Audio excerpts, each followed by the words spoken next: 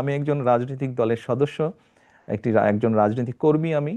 নির্বাচনের সাথে তো রাজনৈতিক দল এবং রাজনৈতিক কর্মীর ওতপ্রোত সম্পর্ক, কাজেই নির্বাচন যেখানে একটি আহ, মানে জনগণের সম্পৃক্ত এরকম একটি নির্বাচন হবে, সেখানে তো অবশ্যই আমি নিজেকে দূরে থাকতে পারবো না, আমাকে আসতেই হবে।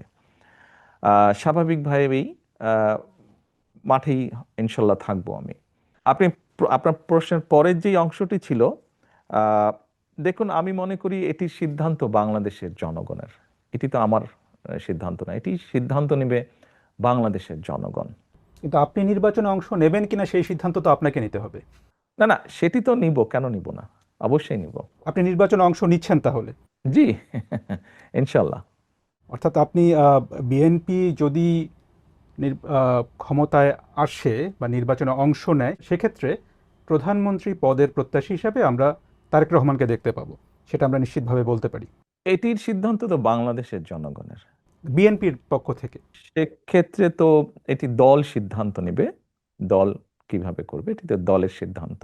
আহ, সাবেক প্রধানমন্ত্রী এবং আপনাদের দলের চেয়ারপারসন খালেদা জিয়া, আহ, তিনি কি এই নির্বাচনে কোনো ভূমিকায় থাকবেন? তাকে কি আমরা নির্বাচনে কোনো ভূমিকায় দেখতে পাবো? আপনি এমন একজন মানুষের কথা বলেছেন, যেই মানুষটি বাংলাদেশের গণতন্ত্র যতবার গণতান্ত্রিক অধিকার, জনগণের গণতান্ত্রিক অধিকারকে হরণ করা হয়েছে, প্রতিবার উনি অবদান রেখেছেন সেই গণতন্ত্রকে পুনঃপ্রতিষ্ঠিত বা পুনরুদ্ধার করার জন্য।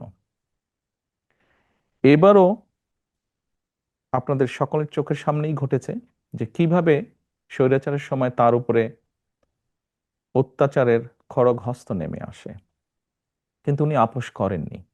এরকম একজন ব্যক্তি আজ অসুস্থ, এবং কেন, কিভাবে উনি শারীরিকভাবে অসুস্থ হলেন, তাকে মিথ্যে মামলায় জড়িয়ে তাকে জেলখানায় নিয়ে যাওয়া হলো। আমরা দেখেছিলাম একজন সুস্থ মানুষ গিয়েছেন, কিন্তু যখন বেরিয়ে এসেছেন একজন অসুস্থ মানুষ বেরিয়ে এসেছেন, তাকে চিকিৎসার সুযোগ থেকেও বঞ্চিত করা হয়েছে। এই সবগুলো ঘটনা দেশবাসী জানেন।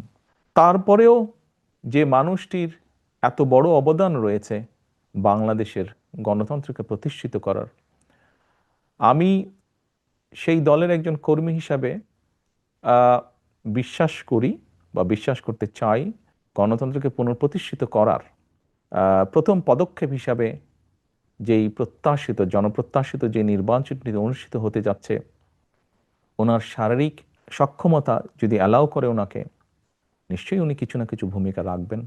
সেটা কি নির্বাচনে অংশগ্রহণ হতে পারে? এইটি আমি এখনো বলতে পারছি না। আমি মাত্রই বললাম যে ওনার শারীরিক ফিজিক্যাল এবিলিটির উপরে বিষয়টি কিছুটা হলেও নির্ভর করছে। এ প্রসঙ্গে প্রশ্ন চলে আসে বিএনপির ভবিষ্যৎ নেতৃত্ব নিয়ে। আপনার বাবা সাবেক প্রেসিডেন্ট জিয়াউর রহমান বিএনপি প্রতিষ্ঠা করেছিলেন। আপনার মা সাবেক প্রধানমন্ত্রী খালেদা জিয়া, তিনি 4 দশক বিএনপির নেতৃত্ব দিয়েছেন।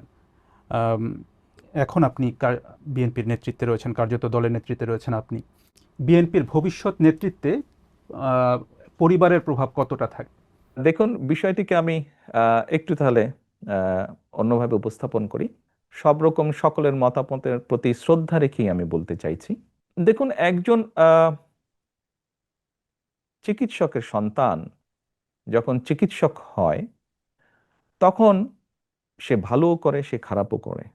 একজন লয়ারের সন্তানও দেখা যায় যে অনেক সময় বাবা মায়ের মতন ভালো লয়ার হয় অথবা হয় না।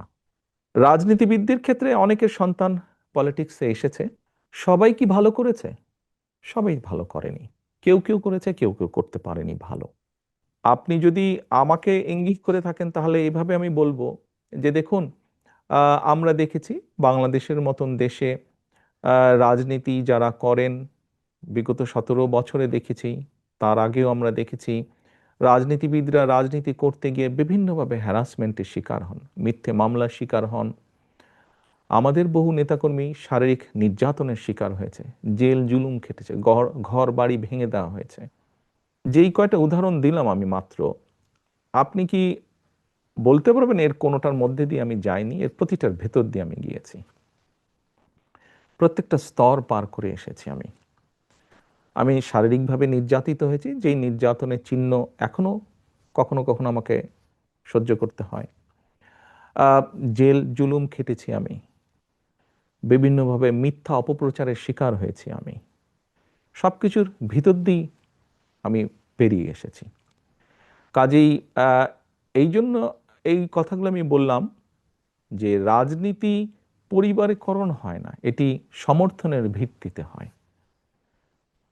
কাজেই যে অর্গানাইজ করে জনগণকে ঐক্যবদ্ধ করে, দলকে ঐক্যবদ্ধ করে সামনে এগিয়ে যেতে পারবে, সে এগিয়ে যেতে পারবে।